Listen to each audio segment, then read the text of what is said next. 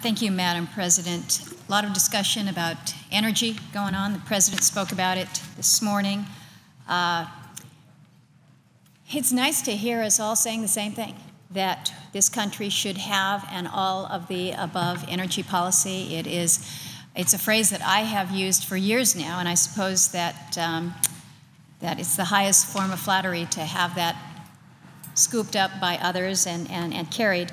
But I think it is important for us to remember that policies have to translate from mere words into actions. And with the President's comments today, unfortunately, I'm not convinced that he is intending to help turn our all-of-the-above policy into reality. I think if he was really serious about doing that, he would acknowledge that there is far more that our country can do to increase our supply when it comes to oil and oil production.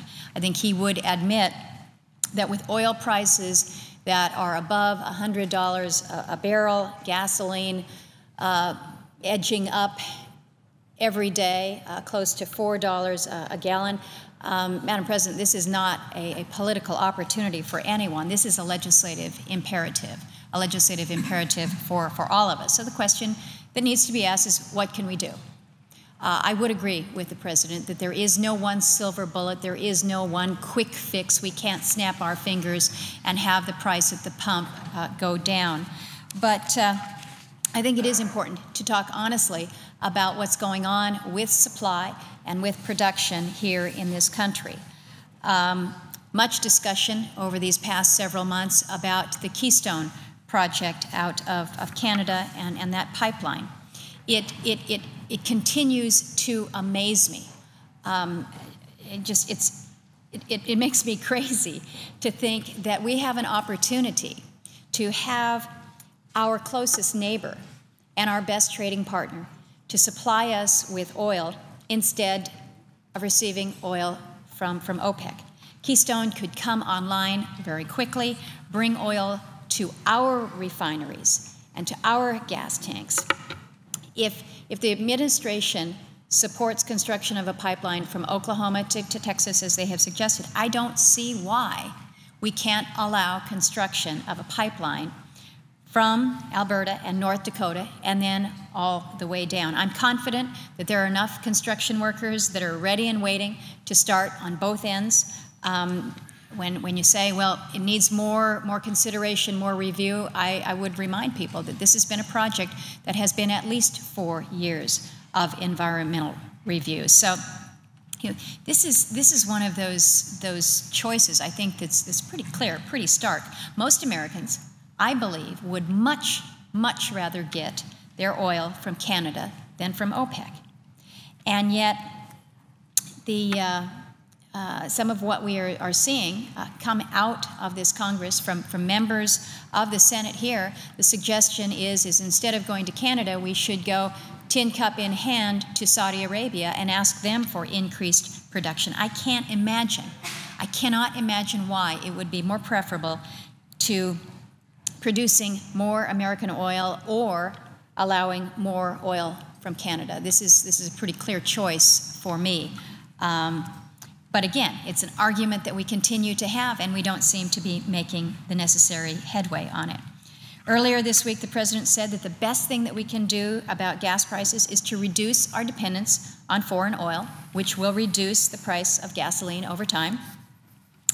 1 year ago, he said producing more oil in America can help lower our oil prices. But again, that's talk that's going on right now, and talk that's not necessarily matching reality.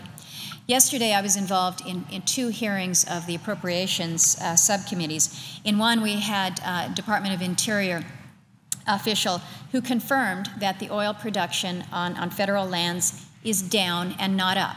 Now, there's been a lot of conversation, a lot of discussion about how we in this country are seeing more oil and gas production than ever before. But the fact of the matter is, Madam President, we are seeing an increase in oil. We are seeing an increase in natural gas. But we're not seeing it on our federal lands. We're seeing these increases on state lands and on private lands. When it comes to onshore oil, we've actually gone down by 14% from last year. When it comes to offshore oil, we have gone down from 17% last year.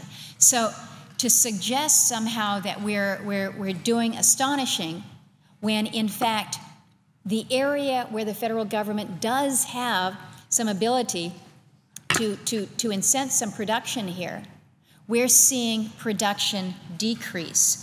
We also heard confirmation in the hearing yesterday that producers are leaving the federal lands, which are, again, these are the only lands that the administration has control over, not because the resources are necessarily greater somewhere else, but because of federal taxes, of the federal royalties, the bureaucracy, the permitting process that make state and private lands more attractive.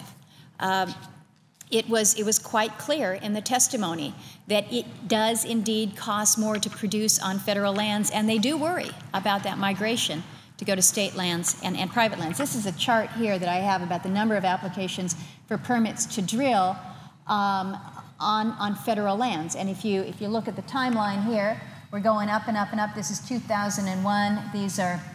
This is during the Bush administration when it increased 92%, and we hit 2008. The number of permits to drill that have been approved during this administration is down 36%. And again, this is in the area where the federal government has control. So please, I think we need to get beyond the idea that we are allowing drilling everywhere. America's largest untapped oil fields, onshore and offshore, quite honestly, are still off limits. In Alaska, we've got more than 40 billion barrels of oil that are trapped beneath federal lands, and the administration is making clear that they intend to keep much of that off limits to development. Again, we've got money buried in the ground, literally, in Alaska, ready, waiting, and willing to advance not only the resource for American consumption, bringing the jobs, but also bringing important revenues to our treasury. I think it is quite apparent that supply matters. Again, I mentioned the request from one of our colleagues here that we go to Saudi Arabia for 2.5 million barrels per day. I don't think that is an appropriate policy that we should embark on. Since at least the mid-90s, our colleagues on the other side of the aisle have claimed that since oil exploration takes a long time to bring online, that we just shouldn't do it. It was the senior senator from Massachusetts who said back in 2002, he said, I quote, "If you open the refuge today, you're not going to see oil until about 2012, maybe a couple years earlier." Well, here we are at 2012. If we had started then, we wouldn't perhaps be having this discussion now. This argument has gone on for so long that even Jay Leno is making jokes about it on TV. It is amazing to me that we continue to say it's going to take too long to bring on, so we shouldn't start today. I have two separate bills, Madam President, that allow access to the non-wilderness section of ANWR, this is the 1002 area, to be carefully opened for development. That field would bring on roughly 1 million barrels of oil to market each day. Right now, had this not been blocked back in 1995. That would have been good for American workers, good for the price of oil, good for the federal treasury, and I believe it could have been conducted and completed without impact to the environment. When we talk about our abilities here, I think it is fair to say we do have a lot of oil here in this country, and we can bring more of it to market. If we were to increase our domestic production by the 2.5 million barrels a day that has been suggested that we get from Saudi Arabia, if we were to access Alaskan oil along with the Keystone oil, that would double world spare capacity and insulate us almost entirely from OPEC.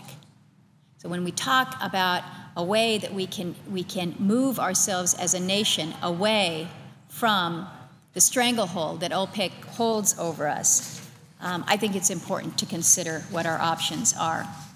Madam President, I know we'll have more to add on this later. I know some of my colleagues are coming to the floor later to speak on this, but at this time I will yield the floor to my colleague from Louisiana, the energy breadbasket down there in the Gulf, and thank you for your attention.